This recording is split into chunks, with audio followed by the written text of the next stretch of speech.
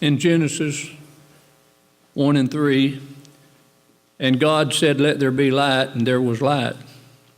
And God saw the light that it was good, and God divided the light from the darkness.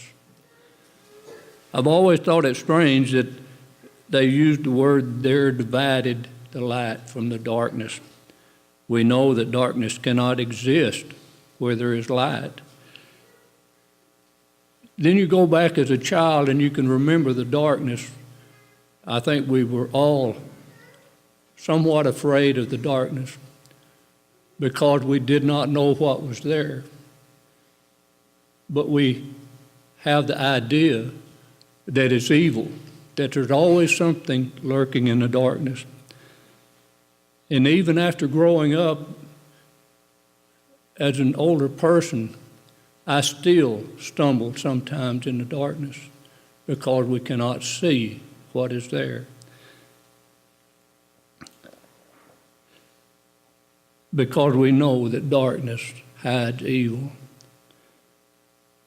If we assume that light was good, then we must think that darkness is bad.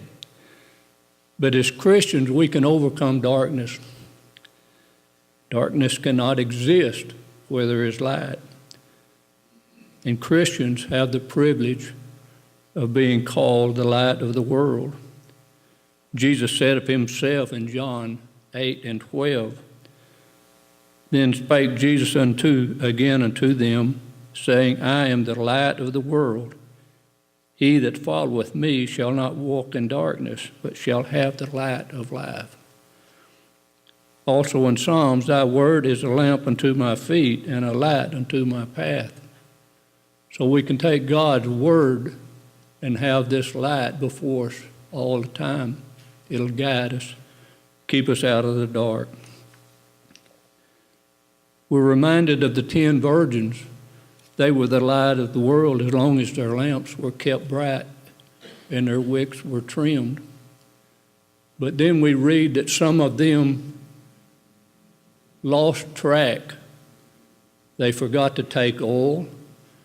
They were not prepared. They did not plan. And we can be the same way as these virgins.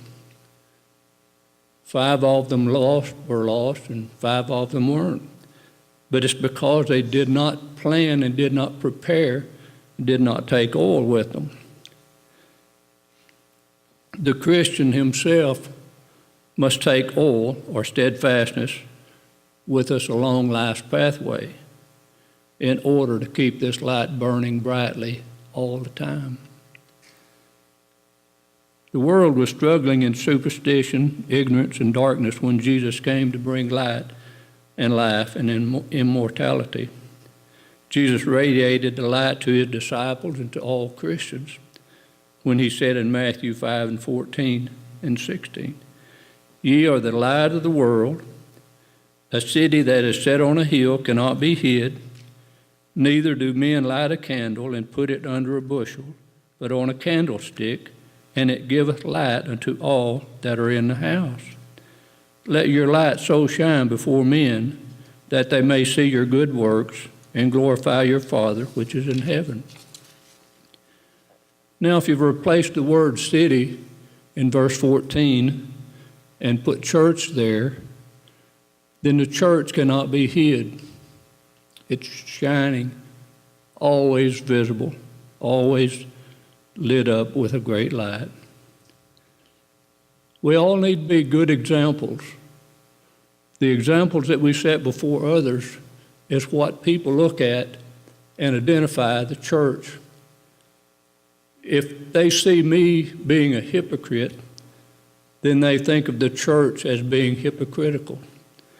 So the example that we set before others is one of the most important things that we can do. We just need to be good examples. But when members of this congregation carry the gospel to the lost, minister to the sick, clothe the needy, feed the hungry, and are ready for every good work, this is when our light will shine before all, and darkness cannot enter. Each Christian is a small light, but when burning together with other Christians, they become a great light that shines in dark places. When Christians support a missionary with their funds and prayers, they become a light that shines to the uttermost parts of the earth. The same is true of those Christians who unite to bring the gospel to our neighbors, to our friends, to our family. The church is being attacked from all sides today because of what someone did or someone said, and they look at the church as just being another denomination. They don't look at the church as we do, the church that Christ purchased with his blood. It's the only church, the one church. But they let their light go out. They were as the virgins. They didn't prepare themselves. They didn't plan ahead. They didn't take oil with them. And we can be the same way. So indeed, we are the light of the world. But we have to keep our wicks trimmed and our lamps filled. It takes planning and preparation. We as Christians need to do that. Remember the examples that we set before the world, because it's a light that shines to all. Ephesians 5:8-14. For ye were once darkness, but now ye are light in the Lord. Walk as children of light.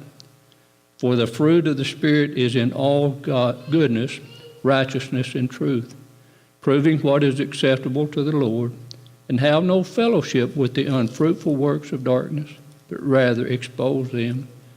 For it is shameful even to speak of those things which are done by them in secret. So let's be a good example. And if you're not a Christian, I urge you to become one this evening. Be baptized into Christ. Be added to the church by Christ himself. And be a shining light for the rest of your life. We all need to be very careful. We need to be reminded of this light. Walk in the light as Christ